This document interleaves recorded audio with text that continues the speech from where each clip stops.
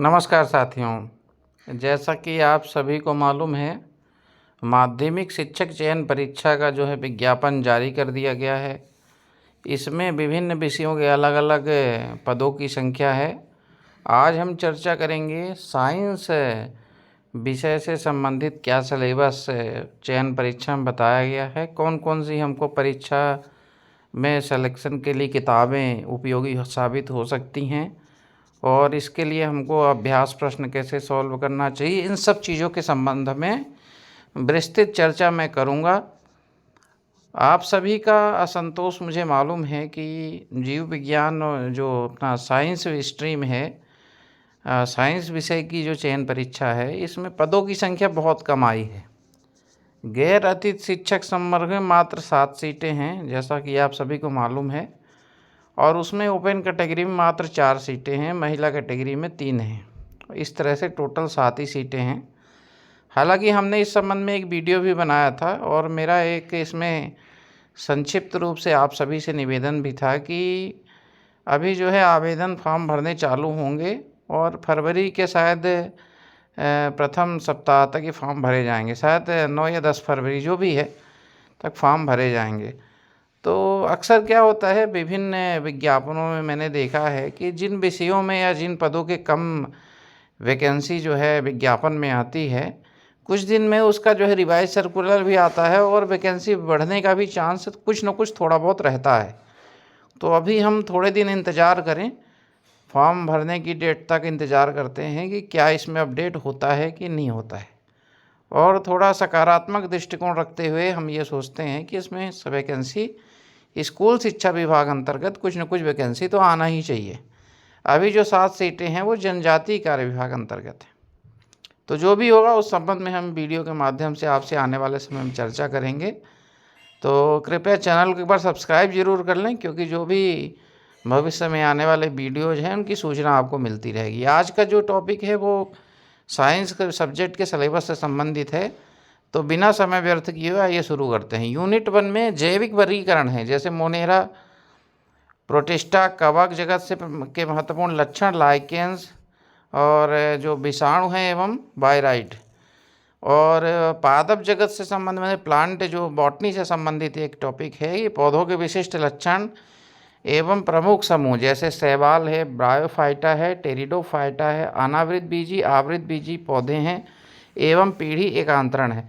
बहुत आसान से टॉपिक हैं, आप सभी को मालूम हुआ। इसके जो महत्वपूर्ण फैक्ट हैं आप सभी आसानी से तैयार कर सकते हैं, और इसके संपूर्ण सिलेबस के चर्चा के बाद मैं इसकी महत्वपूर्ण पुस्तकों के बारे में भी चर्चा करूंगा। तो कृपया वीडियो से अंत तक बने रहें।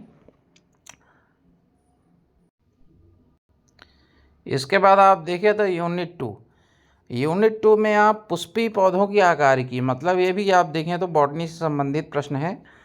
और पुष्पी पौधों की आकारिकी, पुष्पी पौधों के भाग जैसे जड़, तना, पत्ती, पुष्पक्रम, फूल, पुष्प, फल, बीज की संरचना, जड़, तना, पत्ती के रूपांतरण, इससे जो है प्रश्न अच्छे पूछे जाते हैं। इसको आप जो है बहुत अच्छे से तैयार करिएगा। जैसे आप देखें तो सोलोनेसी, मालवेसी, लिलिएसी, फेवेसी, कुकुरबिटेसी, बहुत शानदार जो है टॉपिक्स हैं। हमारा तो बहुत फेवरेट रहा है। एक बीजपत्री जड़, एक बीजपत्री तने, द्विबीजपत्री तने, द्विबीजपत्री जड़, एक बीजपत्री पत्ती, द्विबीजपत्री पत्ती, वाह वाह वाह वाह। उसके बाद आप देखें तो यूनिट 3 में जो प्रकाश संश्लेषण की प्रमुख गतिविधियां हैं, आप देखें तो जो C3, C4 एवं चक्र संबंधित जो इसमें प्रश्न पूछे जाते हैं अपने यूजी और हायर सेकेंडरी एग्जाम में, इससे संबंधित आप देख सकते हैं टॉपिक्स दिए गए हैं, जैसे चक्रीय एवं अचक्रीय प्रकाश का फास्फेटीकरण, पौधों में श्वसन।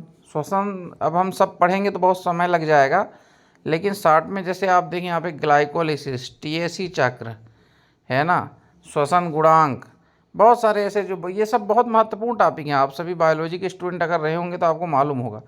पादप वृद्धि एवं विकास, पुष्पी पौधों में लैंगिक प्रजनन से भी प्रश्न पूछे जाते हैं, तो थोड़ा इसको भी आप अच्छे से तैयार करें। चौथी यूनिट आप देखें जंतु जगत, यहाँ पे जूलॉजी से प्रश्न आएंगे निश्चित तौर पे। अकशेरुकी के प्रमुख लक्षण, केचुआ, काकरोच, मेढक, मनुष्य की आकार की, शरीर की फिर आप देखें तो परिसंचरण तंत्र, रक्त का संगठन, यहाँ पे ब्लड से संबंधित भी बहुत सारे फैक्ट बनते हैं। मनुष्य का परिसंचरण तंत्र, उत्सर्जी पदार्थ से भी बहुत सारे प्रश्न बनते हैं। जैसे आप देखें तो उत्सर्जन में प्रमुख उत्सर्जी उत्पाद, मानव उत्सर्जन तंत्र, और जो इससे संबंधित है यहाँ पे आप देखें तो वृक्क प्रत्यारोपण, पाचन एवं अवशोषण, इसमें भी बहुत सारे इंपॉर्टेंट क्वेश्चन बनते हैं। आहार नाल, पाचन ग्रंथियाँ, एंजाइम से भी क्वेश्चन आते हैं, पाचन हार्मोन से भी क्वेश्चन आते हैं, आप देख सकते हैं। पाचन की संपूर्ण प्रक्रिया, है ना। और मानव श्वसन, श्वसन भी अपने आप में एक बहुत अच्छा टॉपिक है और काफ़ी आसान है, यहाँ पे आप पढ़ सकते हैं। प्रमुख बीमारियों के नाम भी इसमें लिखे हैं, जैसे आप देखें तो अस्थमा है, श्वसन मात्रा है ना, श्वसन संबंधी विकार, इससे भी प्रश्न आ सकते हैं। फिर 5वां यूनिट फिजिक्स से संबंधित है, चलन एवं गति, गति के प्रकार, नहीं माफ़ कीजिएगा, फिजिक्स का नहीं है ये, पेशियों के प्रकार, पेशी संकुचन, मतलब ये अपने जो जूलॉजी का ये महत्वपूर्ण जो है टॉपिक है। और इसमें देखें अंतःस्रावी तंत्र में अंतःस्रावी ग्रंथियाँ, हार्मोन संबंधी विकार, यहाँ पे आप देख सकते हैं, ये इससे भी प्रश्न पूछे जाएंगे यूनिट 5 में। यूनिट 6 की बात करें तो मानव जनन तंत्र है, और इससे संबंधित जो प्रश्न होते हैं वो आप सभी इसको देख सकते हैं। यहाँ पे प्लेसेंटा वगैरह आप देखें, इससे अक्सर जो है हायर सेकेंडरी परीक्षाओं में प्रश्न आते हैं। उसके बाद आप यूनिट 7 देखें तो यूनिट 7 में कोशिका की संरचना, बहुत महत्वपूर्ण और अच्छा टॉपिक है। यहाँ पे जो ये कोशिका की संरचना और कोशिका के विभिन्न अंग, जैसे माइटोकॉन्ड्रिया, लाइसोसोम, है ना, राइबोसोम, इन सब से संबंधित हम कॉम्पिटिटिव एग्जाम में अक्सर पढ़ते रहते हैं, लूसेंट वगैरह से, इससे प्रश्न भी अच्छे आते हैं, है ना। जंतु ऊतक के प्रकार जो है, पादप ऊतक के प्रकार, है ना, ये सब आप अच्छे से तैयार कर सकते हैं। फिर 8वां टॉपिक हमारा जेनेटिक्स से संबंधित है। आप देखें आनुवांशिकीय विभिन्नताएं, है ना, मेंडल के नियम, मेंडलवाद के नियम, वंशागतिगत गुणसूत्री सिद्धांत, डीएनए आरएनए पैकेजिंग, डीएनए प्रतिकृति, है ना, और ये सब चीज़ें जो है, आनुवांशिक कूट, जीन अभिव्यक्ति, बहुत अच्छे टॉपिक हैं। जीवन की उत्पत्ति, जैव विकास के प्रमाण, लैमार्कवाद, डार्विनवाद, यहाँ पे आप देखें विभिन्नताएं, ये अच्छे अच्छे टॉपिक इसमें दिए गए हैं। 9वां टॉपिक पर्यावरण संबंधित है, पर्यावरण, जैव विविधता, और इससे संबंधित जो रेड डाटा बुक आप देखें, यहाँ पर रेड डाटा बुक दी गई है, तो इससे प्रश्न आएंगे। 9वां जो 10वां टॉपिक जैव प्रौद्योगिकी क्या है, जैव मंडल आरक्षित है, राष्ट्रीय उद्यान, वन जीव अभ्यारण्य, ये भी इसमें शामिल किए गए। रामसर स्थल, है ना, विभिन्न मानव रोग भी इसमें शामिल किए गए, जैसे मलेरिया, डेंगू, चिकनगुनिया, हाथीपाव, है ना, टाइफाइड, निमोनिया, एस्केरियासिस और जुकाम, है ना, रिंगवॉर्म, इस टाइप के इसमें जो है प्रश्न पूछे जाएंगे। वे प्रमुख वैक्सीन वगैरह, कैंसर, HIV, है ना, इससे संबंधित जो इसमें पूछा क्या जाएगा, किस वायरस से होता है, कौन सा वायरस उत्तरदायी है, रोकथाम संबंधित कौन से टीके लगाए जाते हैं, इस टाइप के प्रश्न आते हैं। फिर आता है हमारा, चूँकि 1 से 10 टॉपिक हमारे जूलॉजी और बॉटनी से संबंधित हैं। आप देखें तो जो है करीब 50 प्रश्न इससे पूछे जाएंगे। उसके बाद 11वां जो इकाई है वो फिजिक्स का है, बल एवं यांत्रिकी, द्रव्य के सामान्य गुण। फिर 13वां आप देखें तो विद्युत एवं चुंबकत्व, और इकाई 14 में प्रकाश एवं ध्वनि, और इकाई 15 में इलेक्ट्रॉनिकी एवं विकिरण का द्वैत व्यवहार। ये सब समस्त टॉपिक हम लोगों ने हायर सेकेंडरी में पढ़े हैं, इसको आसानी से आप तैयार कर सकते हैं। इकाई 11 से 15 अर्थात करीब 25 क्वेश्चन फिजिक्स के आएंगे, और इकाई 16 से आप देखें पदार्थ की अवस्थाएं, तत्वों का वर्गीकरण, है ना, आवर्त सारणी। उस इकाई 17 में आप देखें आवर्त सारणी भी शामिल किया गया है। फिर इकाई 18 में विलयन, pH की संकल्पना, इकाई 19 में कार्बनिक रसायन, और इकाई 20 में पर्यावरण आप उधर भी सिलेबस में शामिल किया गया, इधर भी केमिस्ट्री में भी। तो इस तरह से आप देखें तो इसके भी जो है 5 इकाइयाँ दी गई हैं केमिस्ट्री की। तो ओवरऑल देखा जाए तो 25 केमिस्ट्री से, लगभग 25 फिजिक्स से, और 50 प्रश्न बायोलॉजी से आएंगे। तो ये हमारा 100 नंबर का हमारा पेपर है। 2 घंटे हमको पेपर सॉल्व करने के लिए समय मिलेगा। इस संबंध में अब हम आ जाते हैं किताब के संबंध में, कौन कौन सी किताबें पढ़ना हमको उपयोगी है।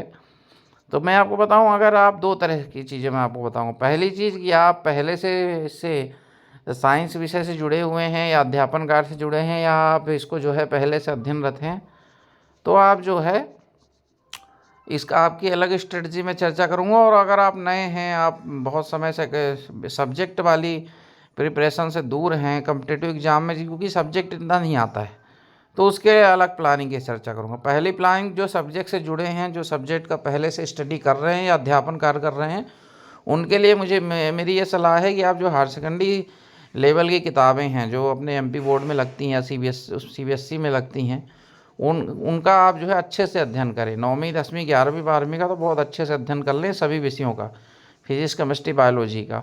और अगर बायोलॉजी की आप और अच्छी तैयारी करना चाहते हैं तो जूलॉजी बॉटनी के जो टॉपिक्स हैं जो यूजी लेवल पे लगते हैं उसको भी आप अध्ययन करके टॉपिक्स वाइज अपना सिलेबस के अकॉर्डिंग कंप्लीट कर सकते हैं। अब जो हमारे साथी ऐसे हैं जो कॉम्पिटिटिव एग्जाम से जुड़े हैं, जो मध्य प्रदेश का जीके, रीजनिंग, मैथ और ये सब पढ़ते हैं, है ना, वॉइस नरेशन वाले हैं, मतलब कहने का जो एसएससी और एमपीपीएससी और इससे जुड़े रहते हैं ज़्यादातर, वो सब्जेक्ट का नॉलेज जिनको कम रहता है, उनके लिए मेरी ये सलाह है कि सबसे पहले आप तो कोई बेसिक सी जो साइंस की किताब को कंप्लीट करें, जैसे कि लूसेंट विज्ञान जैसी आती, या इससे संबंधित कोई या ऐसी कोई जो है किताबें जो सामान्य विज्ञान संबंधित है। पहले आप उससे जो अपना बेसिक एक बार रिवाइज कर लीजिए, उसके बाद आप फिर से अगर आपका रिवीजन अच्छा हो जाता है, उसके बाद भी आपको समय मिलता है, तो आप फिर हायर सेकेंडरी 11 12 9वीं 10वीं की जो किताबें होती है उनको भी एक बार पढ़ना चालू कर दीजिए। हालांकि इतना समय है नहीं, अगर समय मिलता है तो आप, चूँकि ये सिलेबस की जो है हायर सेकेंडरी और यूजी स्तर का है, इसलिए आप इसको जो है बहुत जल्दी नहीं तैयार कर सकते हैं। इसलिए आप पहले बेसिक अपने कॉन्सेप्ट क्लियर कर लें, प्रैक्टिस क्वेश्चन लगाना चालू कर दें, और समय मिलता है तो थोड़ा बहुत अपना 9वीं से 12वीं के बीच की जो किताबें हैं, 9वीं 10वीं 11वीं 12वीं की विज्ञान विषय की, उसको आप अध्ययन करना चालू कर दें। 12वीं में भी जो 11वीं 12वीं में जो फिजिक्स केमिस्ट्री बायोलॉजी की किताबें हैं उससे भी आप अध्ययन करना चालू कर सकते हैं, जो कि आपको 100% उससे लाभ मिलेगा।